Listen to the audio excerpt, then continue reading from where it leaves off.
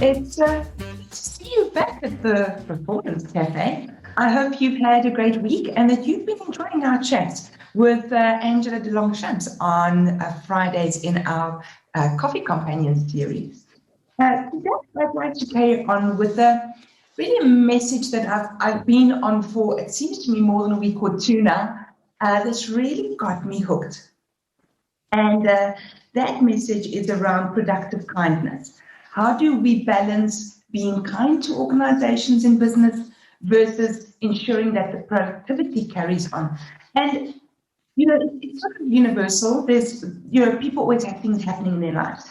But what I'm thinking about, especially now with COVID, some people are facing really large challenges around loss of friends, loss of family. Some people, have got maybe a spouse that's lost a job. Children aren't able to go to school. It's not that bad anymore, but I mean that was a serious impact we saw at a stage. And so I spoke last week about productivity, and today I think I'd like to take a look a bit at kindness. What do we see as kindness? Now, when people are faced with such an incredibly large challenge, then kindness really is about stepping in and helping them get their work done. So either we assist personally or we get the team to assist them, or we rejig deadlines so that they can maybe catch up later, just give them a day or two to recoup, whatever the case may be. But there is a little book that I love that I think is going to teach us how to start instilling little bits of kindness that is going to help us so that when the big kindness has to be shown, we both have a bit of a pattern and we know how best to shape big kindness based on little kindness. The book, of course, is The 5 Love Languages by Gary Chapman. And it's a beautiful book, and yes, totally inappropriate for work, but bear with me. Hear me out on this one. In this book, the whole theory is that people have particular love languages, and that in order to show your appreciation to them, or in order for them to show their appreciation, they're going to use their primary love language. And I'm quickly going to go through the 5 love languages, but we're not going to spend too much time on them. The first one is tangible gifts. Some people just really love giving gifts and they love receiving gifts. And if they've done really well, you might think, oh, I'm going to do something nice for you and bring you a cup of coffee. But they're actually the kind of person that would just really love it if you give them a little voucher to go and buy a book or something with you, understand? Something like that. It's just the love language that they have.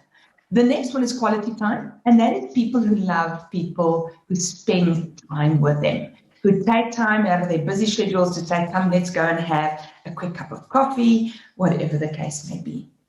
The third love language is words of affirmation. Words of affirmation is someone who enjoys having someone talk to them and affirm them for their role, for their contribution, whatever the case may be. Then we have acts of service, and that is typically someone who will come and help you with your filing or help you with your coffee, or if it's a couple, when you get home, dinner's already made. And then the fifth love language is actually physical touch. People who like to hug, people like to hold hands, who like to sit together on a couch. And so this book, and I say little because it's not the world's thickest book, but it sure packs a punch for the book, for the science that it is, really made us stop and think, hold on, what I want is what I give, but maybe what I give is not what that person wants. And it's done masses of good across the world. I think they will follow books about, how do you use this in your marriage, how do you use this with your children, all that kind of thing.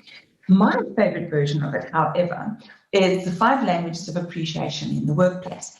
And then Gary Chapman got a co-author, Paul White, and they said, what would we do if we did, we sort of had the same theory, but we brought it into business, and specifically around appreciation. Now, what I love about this is that very often when we speak to businesses and we say, recognize your people, appreciate their work, I get one of two things. Firstly, well, they're doing their job, so why should I appreciate them? And secondly, it's like, well, we're not going to spend money on them. Well, firstly, both of those are fairly short-sighted because if you reward people for doing their job, they know they're doing their job right. And then when you want to push the target, push the goals, give them a bit of stretch goals, they know they've got the base covered.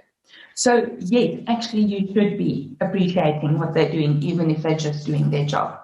Then next up, oh, but we're not going to spend money. Well, is it about spending the money? And also about how to spend money. You know, if we take a look at quality time, um, we can see that, for example, someone says, "Come, I'm going to buy you a quick cup of coffee." In most countries, that's not enough to, bankrupt any businesses. And so, it doesn't have to be big and flashy and fancy.